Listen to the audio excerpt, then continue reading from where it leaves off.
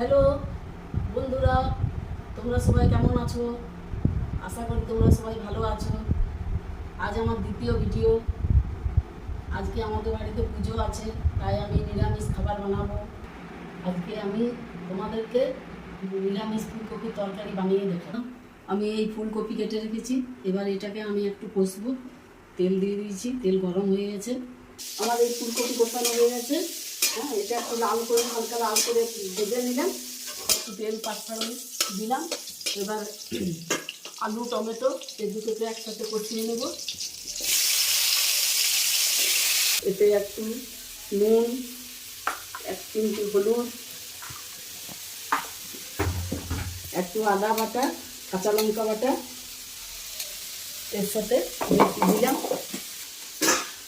জিরের গুঁড়ো হালকা পরিমাণ মতন দিলাম। বন্ধুরা, একটু কষতে দিই, একটু ঢাকা দিয়ে দিই। এটা কষা হয়ে গেলে একটু পরিমাণ জল দিয়ে দেবো। আমার ফুলকপি কষানো হয়ে গেছে। এবার এর সাথে আমি সামান্য পরিমাণ জল ঢেলে দেবো। হ্যাঁ, ফুলকপি রান্না হয়ে গেছে। আজকে একটু সাদা মাঠা রান্না করছি।